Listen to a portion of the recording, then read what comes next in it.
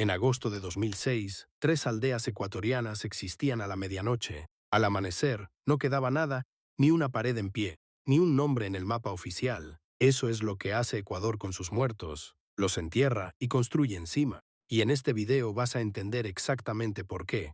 8 lugares, 8 historias que este país prefiere no contar. Y a lo largo del video, vas a notar algo que conecta 3 de ellos. Al final, cuando lo veas, no va a parecerte coincidencia. Número 8. Mali Machay Cotopaxi. En el año 2010, una historiadora ecuatoriana llamada Tamara Estupiñán pasó casi 3 décadas siguiendo pistas en textos de 400 años de antigüedad. Lo que buscaba era una de las preguntas sin respuesta más grandes de la arqueología andina. ¿Dónde están los restos de Atahualpa, el último gran inca? Los incas llamaban Malqui a la momia de un gobernante. Y en las faldas occidentales de los Andes de Cotopaxi, alguien en algún momento nombró a una zona simplemente Malqui. A pocos kilómetros, otro lugar llevaba el nombre de Machay, que en quechua significa lugar de descanso final, 2 palabras cargadas de significado sagrado, en el mismo territorio que perteneció a Atahualpa. En 2010, Estupiñán encontró lo que nadie esperaba, paredes de piedra cortada con la precisión característica de la arquitectura inca imperial.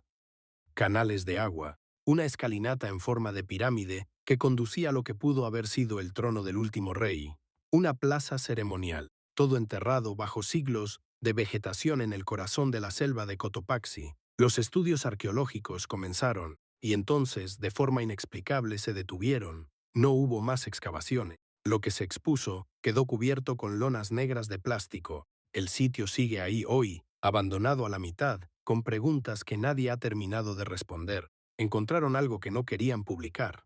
O simplemente no había dinero ni voluntad para continuar. Nadie lo dice con claridad. Y Malqui Machay sigue esperando, cubierto de plástico y silencio, en un camino sin señalizar entre Chuquchilán y Pucayacu. Número 7. Hacienda Santa Rosa de Cuendina, Cotopaxi. Hay algo perturbador en esta hacienda que no se ve a primera vista. Los techos tienen murales pintados en estilo Art Nouveau, con una delicadeza que no tiene nada que envidiarle a los salones de cualquier mansión de Buenos Aires o Ciudad de México de la misma época. Pero esas mismas paredes fueron construidas con mano de obra indígena forzada, en un obraje donde generaciones de familias trabajaron la lana de llama para pagar deudas que nunca terminaban de pagarse. La Compañía de Jesús la fundó. En el siglo XIX pasó por varias familias hasta llegar a José María Espinosa Acevedo, quien en 1915 mandó a decorar el interior con esa elegancia que hoy se pudre. La contradicción es completa. Lujo colonial construido sobre siglos de explotación, abandonado por el mismo sistema que lo creó cuando la reforma agraria de los años 60 terminó con el modelo de hacienda en Ecuador. Hoy hay un cuidador que vive en los terrenos, pero no hay plan de restauración, no hay presupuesto y no hay nadie que haya decidido que esto vale la pena salvar. Los murales siguen ahí, desintegrándose, en una hacienda que nadie visita y que el Estado ecuatoriano registra como patrimonio sin hacer nada al respecto. Es el tipo de abandono más silencioso. No hubo desastre, no hubo tragedia, solo un sistema que terminó y dejó atrás lo que ya no le servía. Número 6. Hospital San Lázaro, Quito.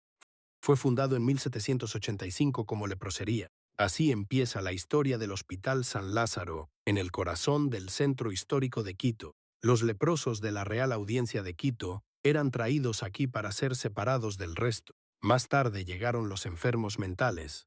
Luego, los dos grupos compartieron el mismo edificio durante décadas, en condiciones que los documentos de la época describen como calamitosas. En 1864 hubo la primera estadística oficial, 147 asilados pobres, 104 leprosos, 11 enfermos mentales. Esos eran los números.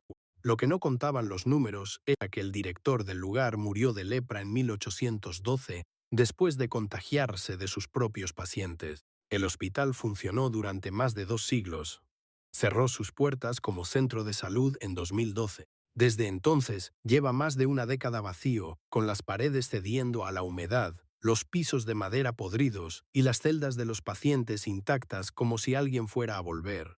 En 2023, un incendio provocado por personas en situación de calle dañó gravemente la capilla. El municipio de Quito anunció una inversión de $6,5 millones para restaurarlo. A día de hoy, las obras aún no han comenzado. El San Lázaro sigue en pie deteriorándose, con sus celdas vacías mirando al patio donde los enfermos pasaron sus últimos años. Número 5. El castillo del gringo loco Sangolquí.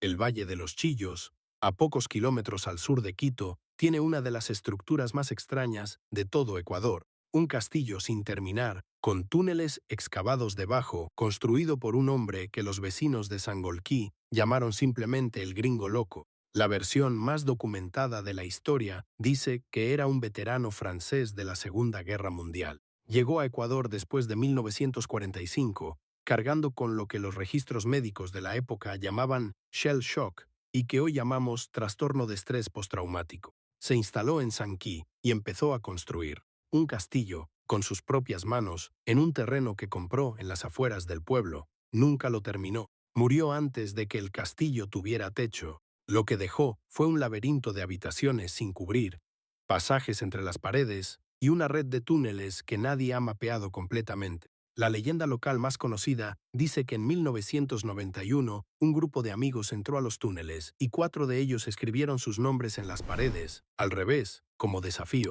4 días después, los 4 murieron en un accidente. Los vecinos no lo cuentan como leyenda. Lo cuentan como un hecho. El castillo sigue ahí, en una reserva natural en las afueras de Sangolquí, abandonado, sin dueño claro, con los túneles abiertos, y la historia del hombre que lo construyó perdida entre las versiones que cambian con cada quien la cuenta. Si llegaste hasta aquí, lo que sigue son los 4 lugares donde el abandono no fue descuido ni falta de dinero. Fueron fuerzas que ningún gobierno pudo detener y ninguna comunidad pudo resistir.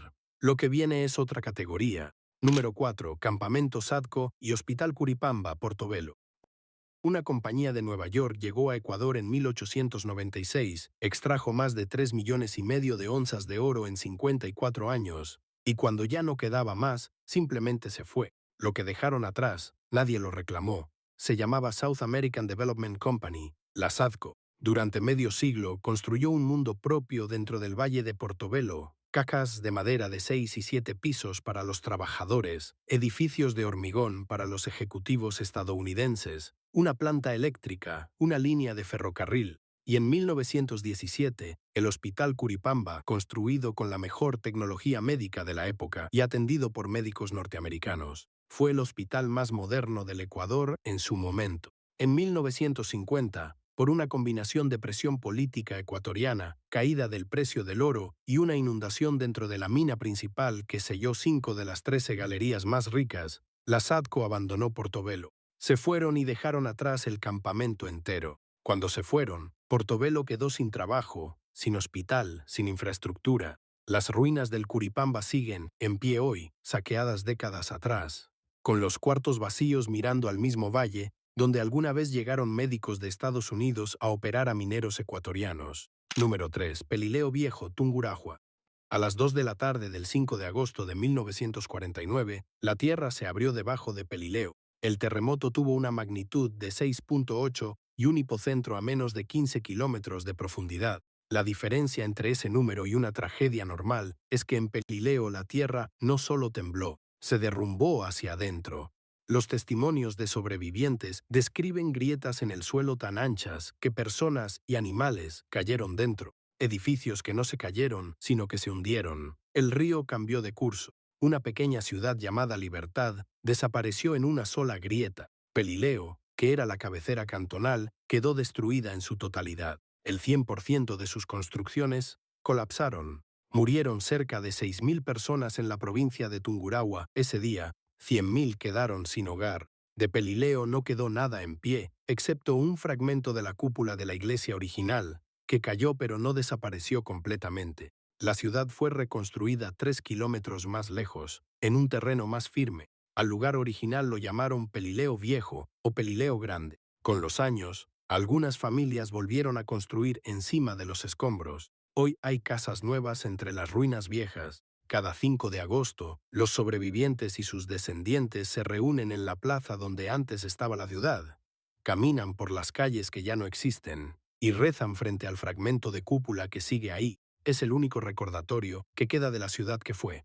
Número 2. Chilibu Palitagua y Choglontús, Tungurahua. El volcán Tungurahua se llama así en quechua porque significa garganta de fuego. Lleva ese nombre desde antes de que existiera ningún país en esta parte del mundo, y el 16 de agosto de 2006 cumplió completamente con su nombre. A las 12:30 de la noche, Tungurahua lanzó una columna de ceniza de 8 kilómetros de altura. Luego vinieron los flujos piroclásticos, mezclas de gas, ceniza y roca a más de 800 grados centígrados, descendiendo por los flancos del volcán a velocidades que los registros del Instituto Geofísico estimaron en varios cientos de kilómetros por hora. 3 aldeas estaban en el camino: Chilibú, Palitagua, Choglontú. En el flanco occidental del volcán, a altitudes donde la gente había vivido durante generaciones, cultivando la tierra volcánica más fértil de la región. El alcalde de Penipe declaró al día siguiente, con esas palabras exactas: Chilibú, Choglontús y Palitagua ya no existen.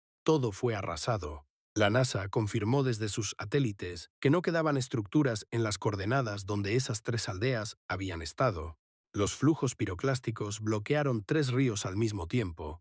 Al menos 5 personas murieron. Decenas más nunca fueron encontradas. Nunca se reconstruyeron.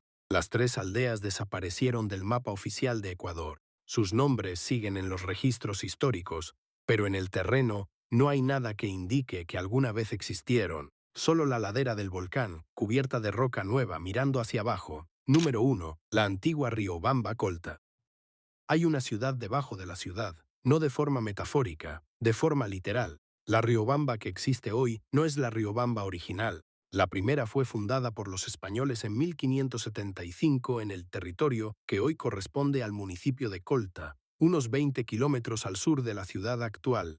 Durante más de 2 siglos fue el núcleo de control colonial de toda la región central del Ecuador. Una ciudad próspera, con catedral, conventos, plaza mayor y la arquitectura que los españoles construían cuando pensaban que iban a quedarse para siempre. El 4 de febrero de 1797, a las 11:30 de la mañana, un terremoto de magnitud 8.3 destruyó la ciudad en cuestión de minutos. Murieron entre 12.000 y 40.000 personas, según las fuentes, una diferencia que da una idea de lo poco que quedó para contar. Algunos cerros cercanos se desplazaron kilómetros enteros, el suelo mismo se reorganizó. La Riobamba colonial fue abandonada y la nueva ciudad fue reconstruida en otro lugar. Lo que nadie esperaba era que el terremoto, además de destruir la ciudad, la conservara. Al sellar todo bajo tierra, preservó una cápsula de tiempo perfecta del período colonial tardío en Ecuador. Más de 200 años de historia enterrados, intactos. En septiembre de 2024, trabajadores del municipio de Colta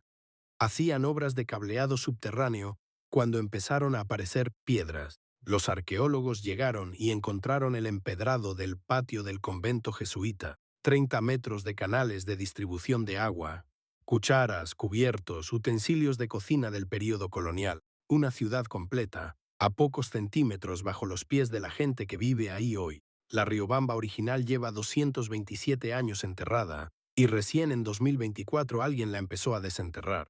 ¿Recuerdas la conexión que prometí al inicio? Aquí está. Malqui Machay puede ser el lugar donde descansa el último inca, destruido por la conquista española. Pelileo Viejo es una ciudad destruida por la tierra misma, reconstruida 3 kilómetros más lejos, con sus muertos todavía debajo. La antigua Riobamba es una ciudad colonial destruida y sepultada que nadie encontró en 200 años. Los 3 son la misma historia. Una civilización construye algo con todo lo que tiene, la tierra lo destruye, y los que sobreviven lo reconstruyen justo al lado, sin alejarse demasiado, como si abandonar el lugar fuera abandonar a los que quedaron enterrados. Ecuador no olvida a sus muertos, los entierra y vive encima de ellos. Lo que llama la atención no es que estos lugares existan, lo que llama la atención es cuántos más hay en Ecuador que nadie ha documentado todavía. Si este video llegó hasta ti, el algoritmo ya sabe que este tipo de historia te interesa. Ayúdalo un poco, deja un me gusta antes de irte. Es lo que hace que estos videos lleguen a más personas. El próximo video va a un país de América del Sur, donde el gobierno literalmente borró ciudades del mapa oficial, no por un desastre natural, por decisión política. Hay una ciudad en los Andes, con nombre, con historia, con cementerio, que desapareció de todos los registros gubernamentales a partir de cierta fecha. Las familias que vivieron ahí todavía existen. los documentos que prueban que la ciudad existió también, pero el Estado decidió que no. Asegúrate de estar suscrito para no perdértelo.